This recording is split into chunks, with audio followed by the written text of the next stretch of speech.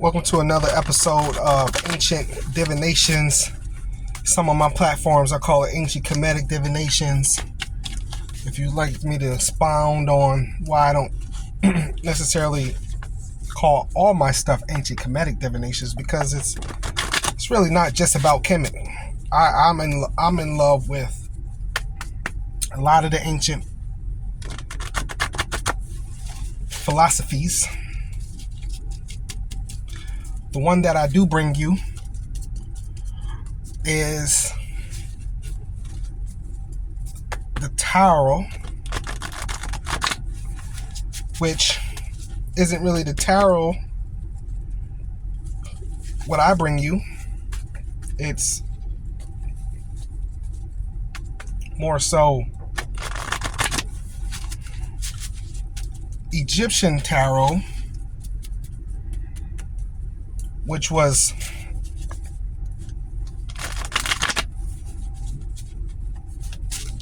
predates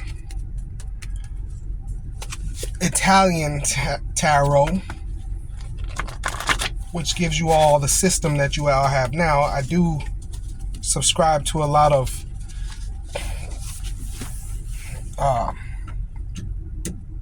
understandings as far as like the tree of life goes.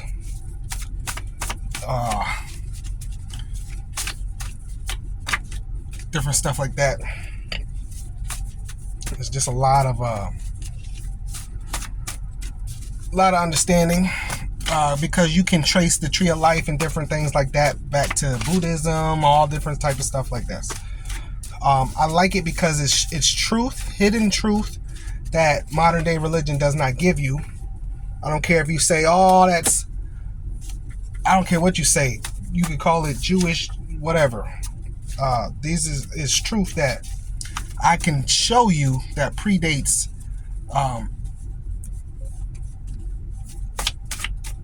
anything. I like the fact that it deals with the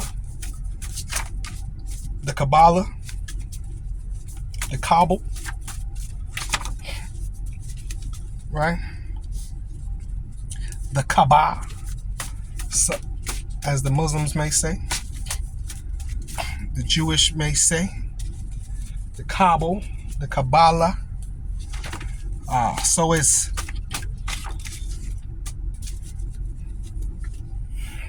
liquid, is what it is. It's liquid. I love to subscribe to ancient Egypt for my understanding of the esoteric world, and you will find a lot of those Kabbalistic teachings come from ancient Egypt, the Medu Neter, so forth. So ancient Egypt, whether you know or not, was called Kemet.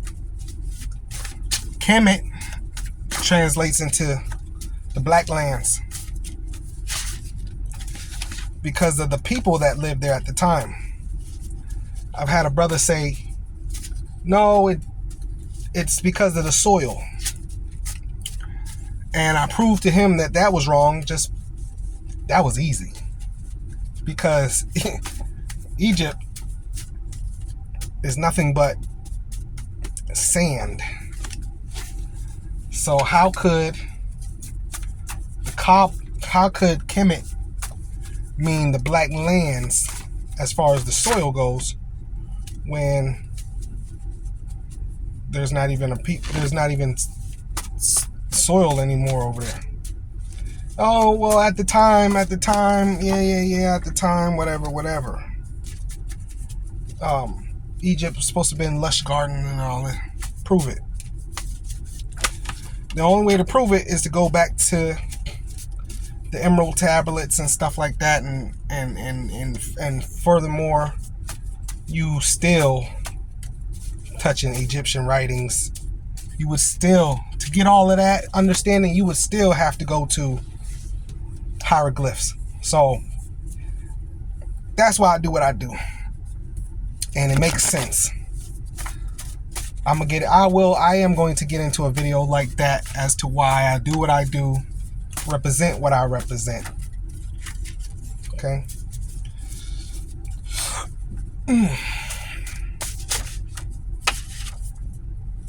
I've eaten good and healthy, and it's time to get into a reading. Most High, we call upon you today just to bring up the people a quick reading. Not long, less than a half an hour, we're going to do it. And done my meditation already. Send us your message. Disorientation. As an act of forbearance, acknowledgement, and reflection, principle of association of ideas, embarrassing situations, confusion of ideas, perplexity upon decisions, unexpected obstacles, probabilities of good and bad fortune depending on one's own inspiration towards one of the other. Disorientation, Mercury. So I feel like somebody is disoriented. Something's going on with disorientation. Let's find out. Generosity.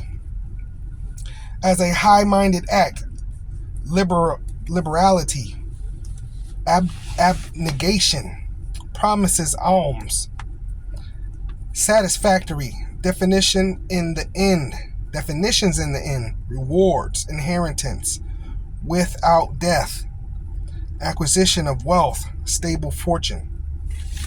From the 77 to the 75, going from Mercury to Jupiter, and we're thinking about our disorient is about our expansion thus far.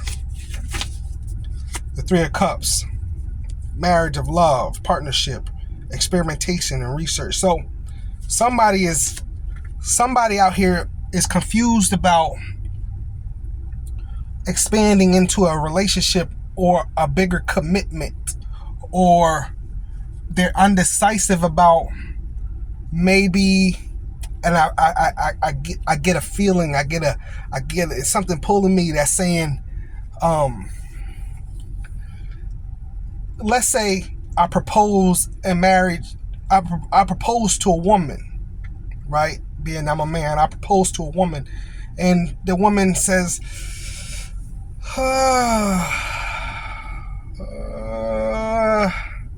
that's what this is dealing with right now with this Three of Cups.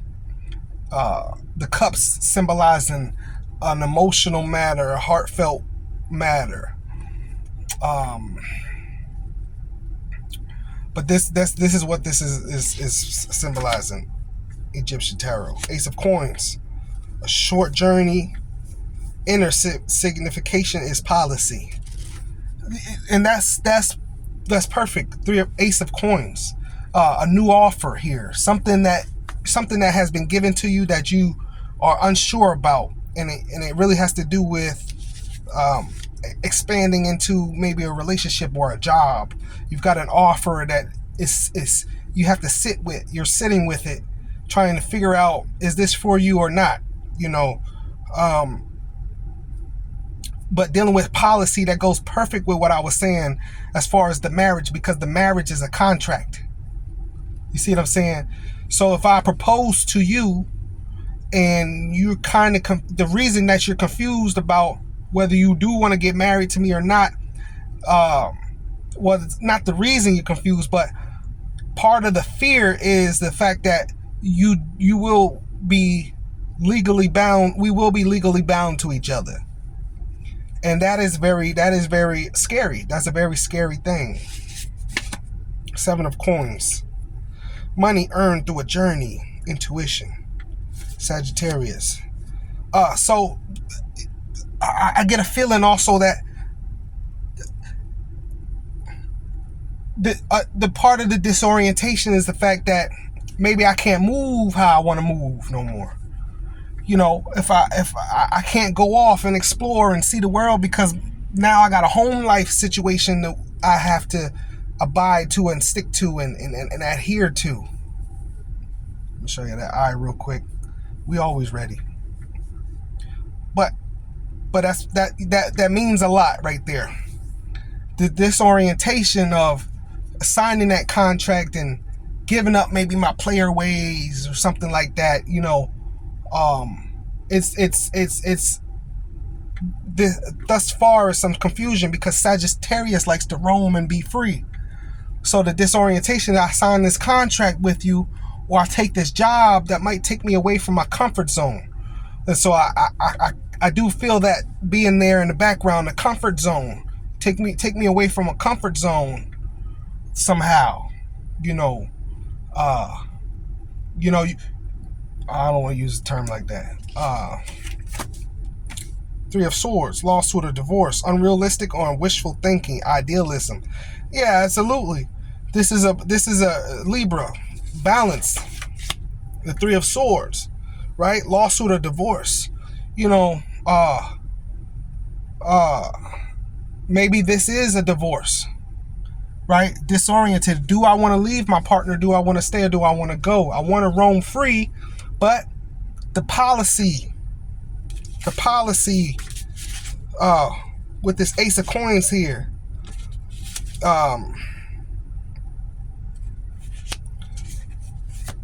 will be broken, right? Then it goes to the Seven of Coins, right? The Sagittarius here with that card, to the fact that, hey, you know, research. I have to now go research and look up how to separate myself from said partner that I did marry. I'm disoriented about it. You see? Let me see.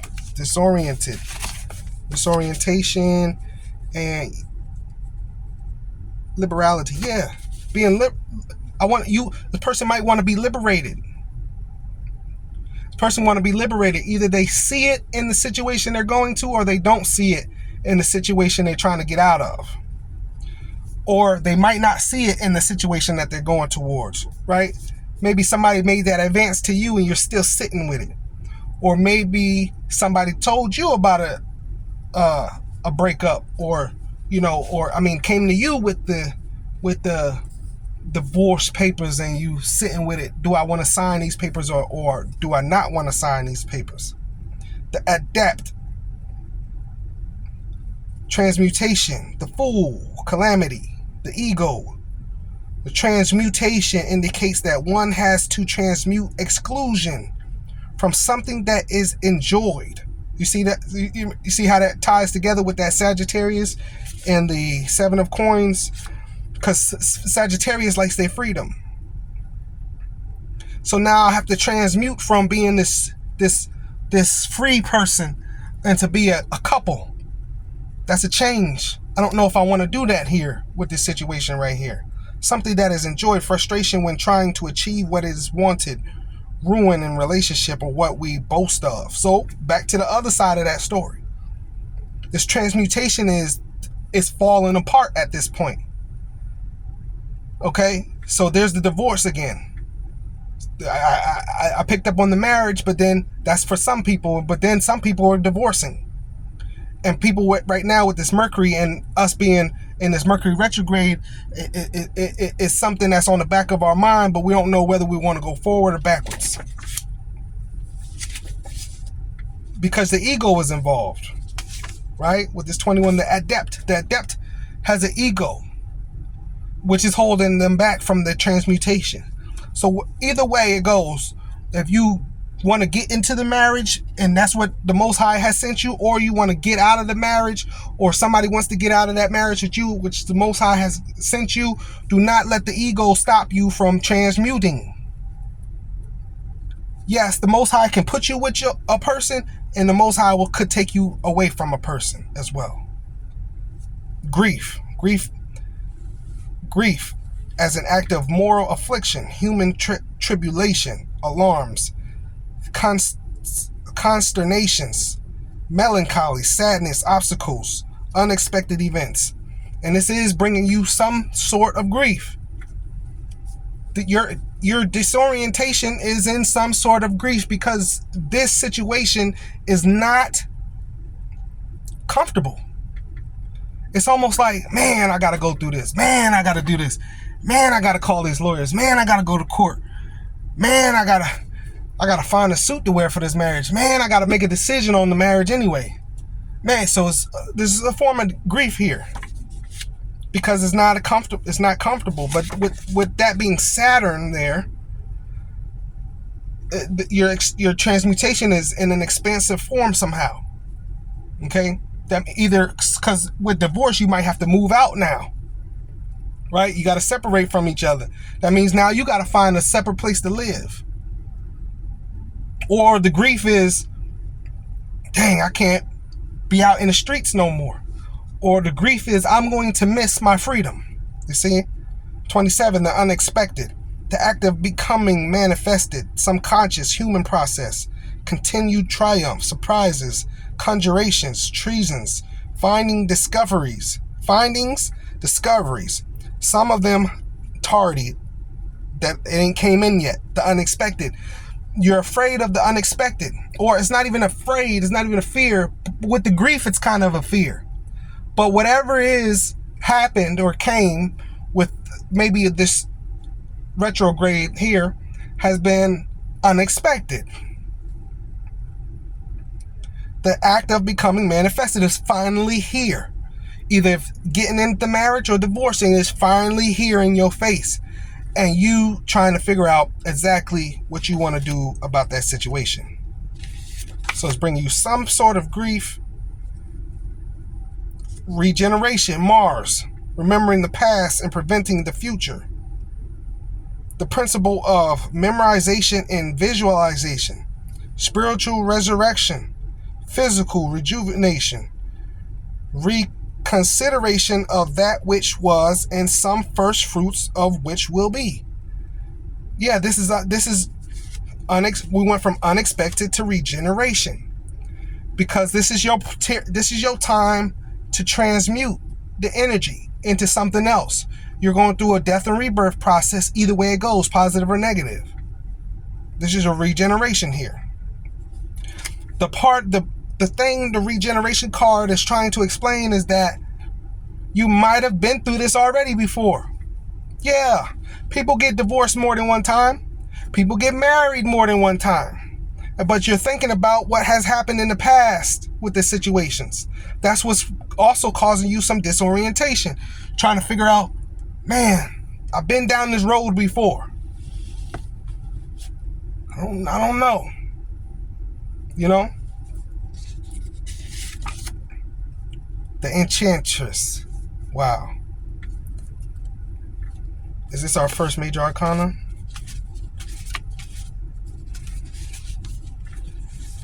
Yeah, I think this might be our first major arcana, the Enchantress.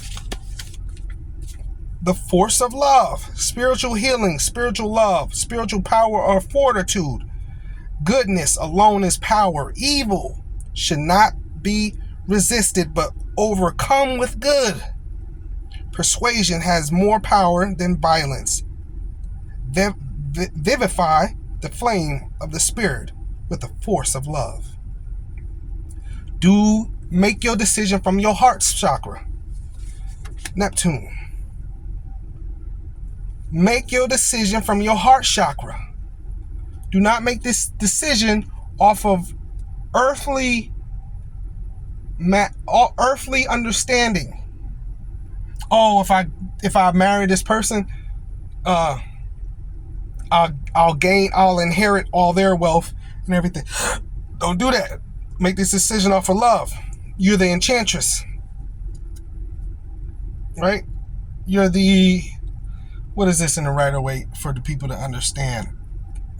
11 is the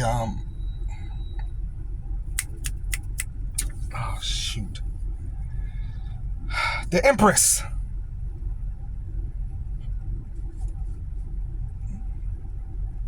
Full of love. That's this person we're talking about. Is this Empress person? right? Who embodies these physical forms. A person of love, a person of kindness, a fertile person, a person of motherhood, fatherhood even. Okay? So you're a good person. You're just in a situation you don't quite understand right now. Most High sent me a clarifier. The Four of Swords, remorse for past action, determination. Scorpio here. The Four of Swords, determination, determined to get what you want. Versatility as an act of reciprocity, correspondence, and equivalence as element of prosperity, removal, change, new affections, rivalry, and love and overtakings. Vicissitudes, but some for the better. It's not all bad. Some for the better, but you're determined to be happy. With this Four of Swords here, it says remorse for past actions. That's why I say you've been down this road before. You being down this road before is what's got you in this disorientation. I've been down this road before. Nine of Scepters, a wise and profitable friendship, illuminating. And the Aquarius, Nine of Scepters, wise and profitable. So you may see this as a wise and profitable friendship, something you may want to go to instead of what you're at. Maybe a wise and profitable friendship, employment either, because it's all change. If I get out this car right now, that's a transmutation. I was in the car, now I'm outside the car, so it all makes sense. Whatever it is, the transmutation is still an action. You still have to move. You still have to do things. You still have to go. You still have to make a decision. It's pretty much what it's saying. This reading is still saying, so whether it's going to be, should you stay, should you go? You're going to have to make a decision. But with Nine of Scepters here, it's also speaking of things being illuminated. So 40, presentment, instinctual knowledge, anticipated knowledge of what shall occur, retributive work, application, reflection, attraction, sympathy, seduction, threat of ruin, mortifying affection. That's just the fear there. So, because here's the deal. When a person, let's say if I marry a woman because we have a kid together or something like that, and the woman, she's afraid to go into this next stage with me because